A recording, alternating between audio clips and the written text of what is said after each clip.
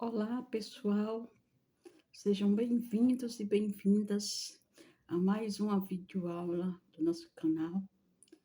Eu sou Rosângela Trajano, professora, licenciada e bacharel em filosofia, mestra em literatura e com passagem por alguns cursos de graduação que não foram finalizados por diversos motivos, né?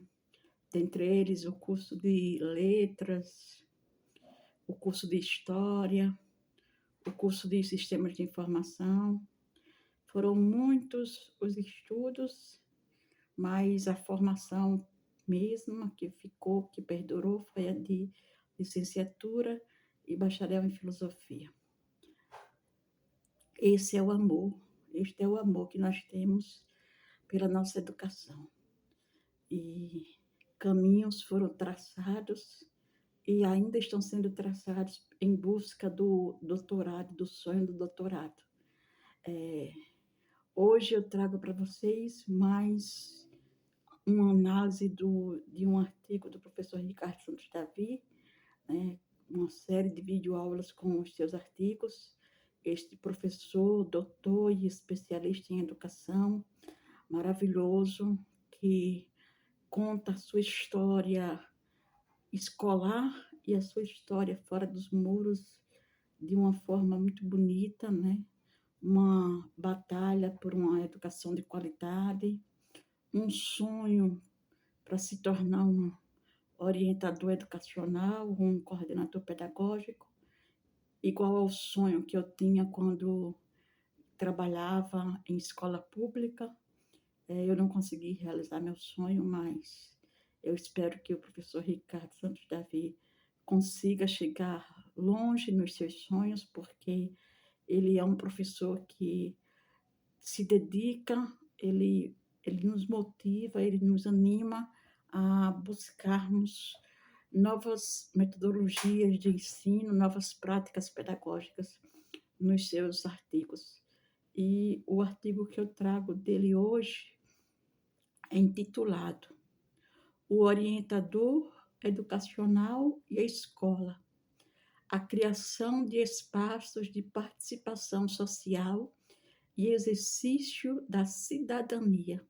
Então, nós vamos ver que o orientador educacional ele está intimamente ligado com a questão cidadã, com o cidadão, né? Em formar cidadãos, em levar para esse cidadão um ensino melhor, buscando conhecer os seus problemas e os seus objetivos, seus ideais nesta vida que é tão difícil e tão sofrida, mas que nós a amamos e lutamos para que conquistemos os nossos objetivos, né? Então, vou repetir mais uma vez, só para vocês fixarem o título do artigo: O Orientador Educacional e a Escola: a criação de espaços de participação social e exercício da cidadania. Então, o professor Ricardo Santos Davi, ele começa seu artigo no resumo dizendo que entender a orientação educacional quando esta surge e como esta se configura hoje é de suma importância para entender a importância dela, de si, no desenvolvimento humano e social. O trabalho pedagógico necessário à sociedade democrática não é o de implementação passiva de diretrizes educacionais e a consequente preparação dos alunos para apenas executarem ordens. Nós estamos cansados de ver alunos que executam ordens dos seus professores, dos seus gestores, dos seus coordenadores pedagógicos. Tire o dever do quadro, da lousa, faça isso, faça aquilo, faça trabalho tal que vai valer tal ponto, quantidade de pontos. Então, o orientador educacional, ele ele visa acabar com esse ensino de ditadura de ordens, né? Um ensino fechado, um ensino que é estático. Então, a escola tem o direito e o dever de organizar o trabalho pedagógico que continua para a formação do cidadão. Cidadão este que se faça presente na sociedade, sendo dotado de virtudes e valores morais que possam lhe acompanhar pela sua vida adulta, né, desde a tenra idade até a sua vida adulta, no trabalho, na família e junto com os amigos, exercendo sempre a cidadania, respeitando os direitos individuais e coletivos das pessoas, né, principalmente das pessoas mais vulneráveis. Este cidadão que se faz tão necessário nos dias de hoje, tão preciso, de fundamental importância quando nós estamos vivendo numa sociedade cheia de ódio, cheia de medo, né, muito violenta, sem respeito às demais instituições, com intolerância religiosa muito grande, né, e com intolerância a muitas coisas que nós não tínhamos antes. Então, precisamos rever os nossos conceitos de cidadania, né? E nós, professores, principalmente, e buscarmos incentivar os nossos alunos a exercer esta cidadania nos seus direitos e garantias, né? Então, o direito se refere ao respeito pelo trabalho dos profissionais da educação, sobretudo o supervisor pedagógico, que nela atuam, assim como o direito do aluno de ter uma educação que necessita como pessoa. Então, que o aluno ele possa ter uma educação boa, né? Uma educação que lhe garanta o ensino, a aprendizagem, de forma que ele possa ir para a vida adulta, ir para o mercado de trabalho com o conhecimento necessário para enfrentar desafios e competir junto com os demais cidadãos, né? Que ele se sinta preparado para isso. Assim, o objetivo deste estudo é demonstrar a gênese da orientação educacional, demonstrando sua importância na sociedade até os dias atuais. Para isso, a metodologia utilizada foi a revisão crítica de literatura em educação e orientação educacional. Então, nós vamos ver que o professor Ricardo Santos Davi, ele fala que, de acordo com um linguista chamado Pimenta, a orientação educacional teve origem aproximadamente em 1930, a partir da orientação profissional que se fazia nos Estados Unidos da América. No Brasil, a orientação educacional mostrou-se válida na ordenação da sociedade brasileira em mudança na década de 40 e incluía a ajuda do adolescente em suas escolhas profissionais. A autora mostra que a primeira menção, a autora que ela se refere é Pimenta, a primeira menção a cargos de orientador nas escolas estaduais se deu pelo decreto 16698 de 1947, referente às escolas técnicas e industriais. As leis orgânicas do ensino, referentes ao período de 42 a 46, fazem alusão à orientação educacional. Nesta época, não havia cursos especiais de orientação educacional, o que levou ao preenchimento dos cargos pelos chamados técnicos de educação, muitas vezes selecionados por critérios duvidosos. Esses critérios duvidosos é quando uma pessoa é indicada para exercer um cargo e às vezes ela não tem competência, ela não tem a formação para aquilo, né? Mas por confiança, por amizade, por coleguismo, ela é colocada naquele cargo. E essas coisas, essas funções não deveriam, principalmente as funções educacionais, não deveriam ser assim. As pessoas deveriam ser colocadas nas funções de acordo com as suas competências e habilidades, né. E a Pimenta ainda menciona ainda que em 1958, em São Paulo, contava com 5 faculdades que ministravam o curso superior de orientação educacional, tendo sido o primeiro deles o curso criado pela PUC Campinas em 1945. E em 1958, o MEC regulamentou provisoriamente o exercício da função e o registro de orientador educacional pela Portaria 105 de março de 58, tendo ela permanecido provisória até 61, quando a LDB 4024 veio regulamentar a formação do orientador educacional. A Lei 5.564, de 21 de 12 de 68, demonstra, assim, como a LDB em vigor naquela época, preocupação com a formação integral do adolescente, embora traga orientações também referentes ao ensino primário, como era naquela época designado o ensino fundamental. Aí aqui o professor Ricardo ele traz o artigo 1º dessa Lei 5.564, que diz: a orientação educacional se destina a assistir ao educando individualmente ou em grupo no âmbito das escolas e sistemas escolares de nível médio e primário, visando o desenvolvimento integral e harmonioso de sua personalidade, ordenando e integrando os elementos que exercem influência em sua formação e preparando-o para o exercício das opções básicas.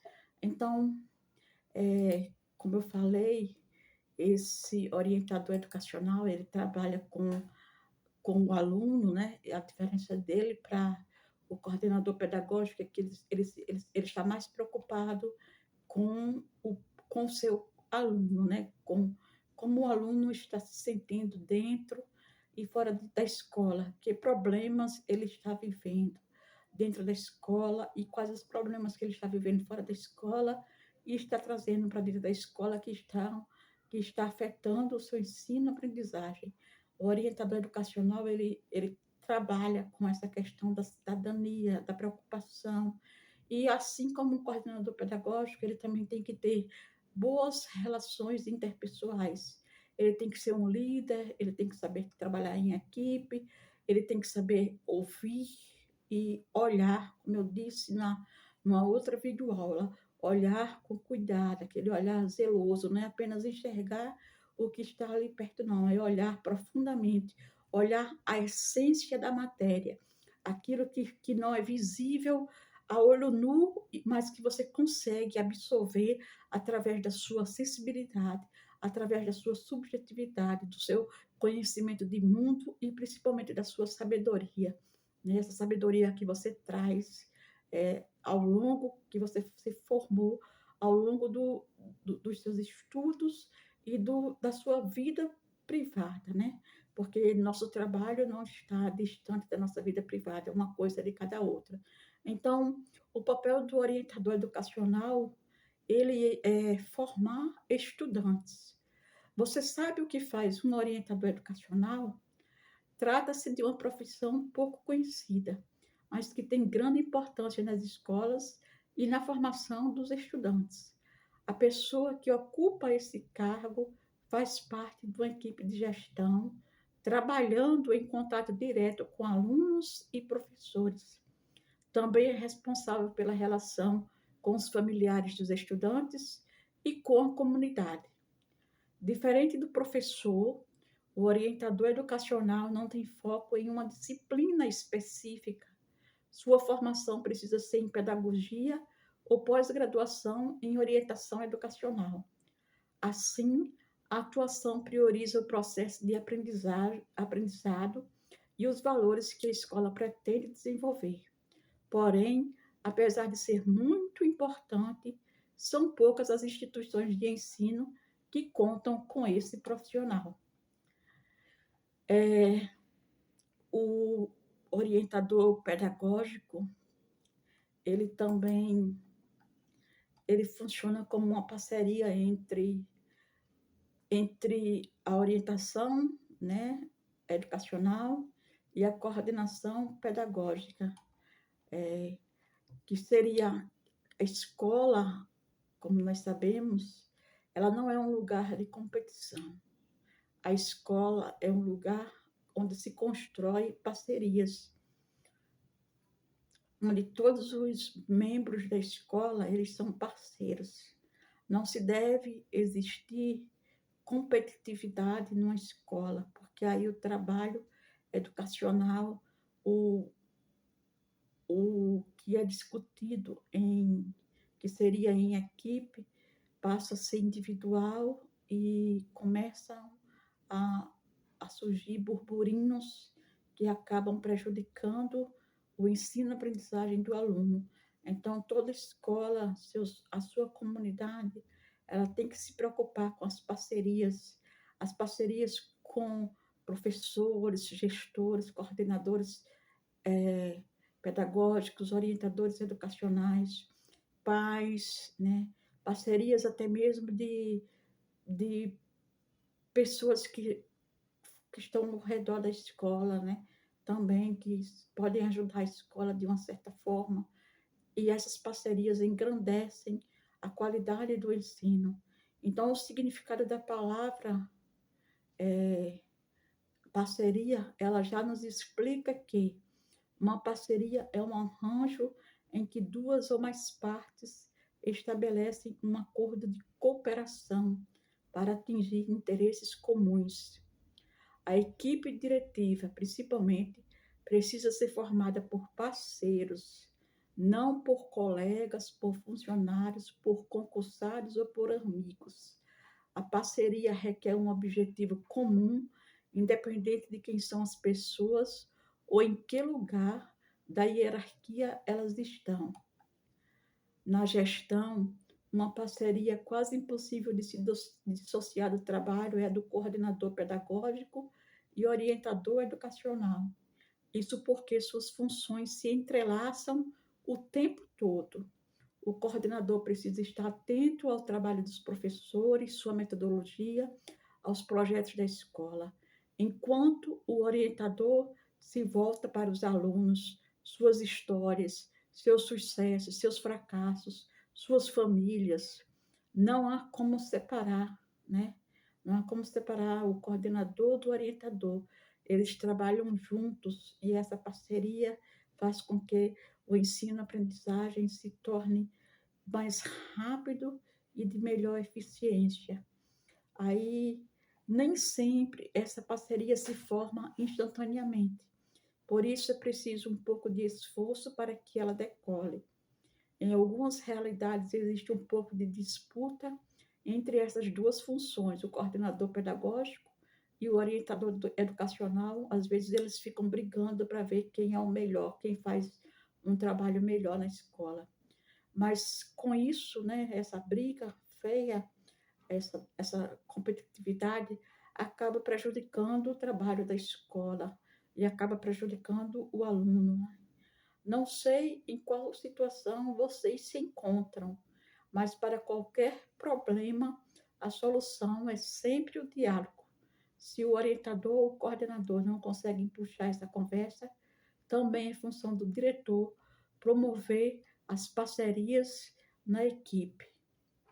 Então, eu volto aqui para o artigo do professor Ricardo Santos Davi, que fala: a função do orientador educacional não deve ser confundida com a função do supervisor escolar ou com a função do psicopedagogo escolar, pois são funções diferentes, mas cada um desses profissionais dando o seu apoio para a educação e para o desenvolvimento escolar do aluno. O orientador educacional usará do diálogo no seu ambiente de trabalho, na organização escolar. Também irá intermediar conflitos escolares, auxiliar o corpo docente em relação às dificuldades de aprendizagem escolar, quando houver casos que necessitem de intervenção e de ajuda. As funções específicas do cargo de orientador educacional são regulamentadas pelo Decreto Federal 72846, de 26 de setembro de 73, que apresenta as atribuições privativas desse profissional. O decreto nos diz, aí aqui, artigo 8º, né, quais são as atribuições privativas do orientador educacional. Eu vou citar 4 ou 5, e depois vocês consultam essa lei, né, esse decreto federal, para quem tiver interesse conhecer mais sobre o orientador educacional.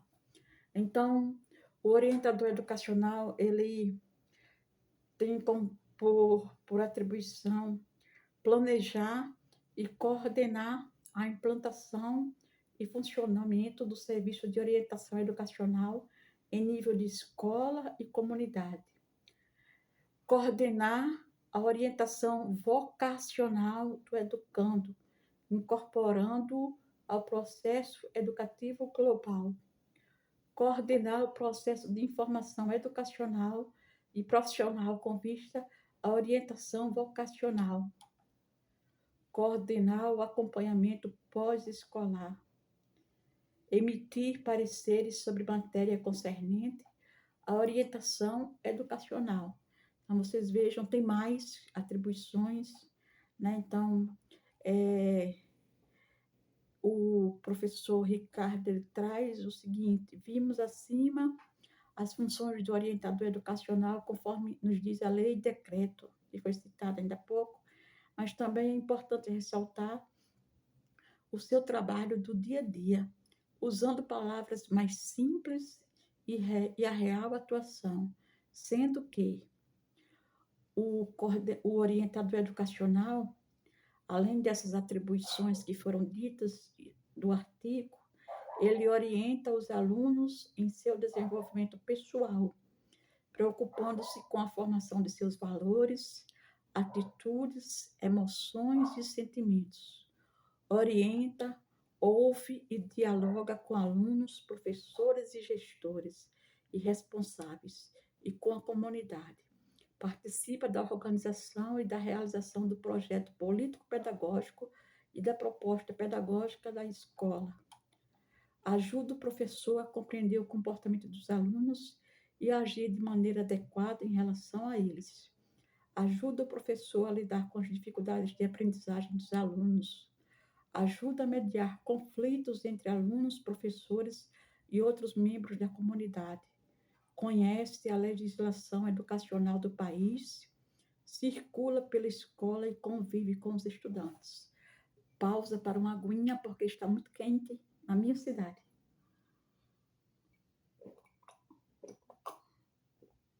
Quente demais, pessoal. Então, como vocês veem, o orientador educacional, as suas atribuições, elas são voltadas para praticamente o cuidado e a formação do indivíduo enquanto cidadão. Por isso que o título do artigo traz a palavra cidadania. E o orientador educacional, ele está presente ali com o aluno, né, enfrentando e vivendo com ele as suas dificuldades, os seus problemas, que são muitos, principalmente quando somos jovens, não sabemos direito o que queremos, que sonhos vamos levar para o amanhã, o que pretendemos ser quando crescermos, quando nos tornarmos adultos. Os jovens, são cheios de dúvidas, muitos jovens trazem tantas dúvidas de fora da escola para dentro da escola que são preocupantes e que é por isso que se faz necessário um orientador vocacional e um orientador vocacional e educacional para que ele conheça os alunos de forma ampla, para que ele possa ajudar os alunos a conseguirem o ensino-aprendizagem, estudarem, adquirirem conhecimento para o futuro, baseado nessas vivências, nesse conhecimento de mundo que o aluno traz da, de fora dos muros da escola, né? Como dizia o nosso querido Paulo Freire, né, na pedagogia da autonomia, o aluno ele precisa ser autônomo, ele precisa exercer a sua autonomia para adquirir conhecimento. Mas o aluno só vai conseguir exercer essa autonomia se ele tiver alguém que pegue na sua mão e o leve pelos caminhos que ele ainda não conhece, por novos caminhos. E o caminho do conhecimento não é o conhecimento não tem só um caminho, o conhecimento tem muitos caminhos, né?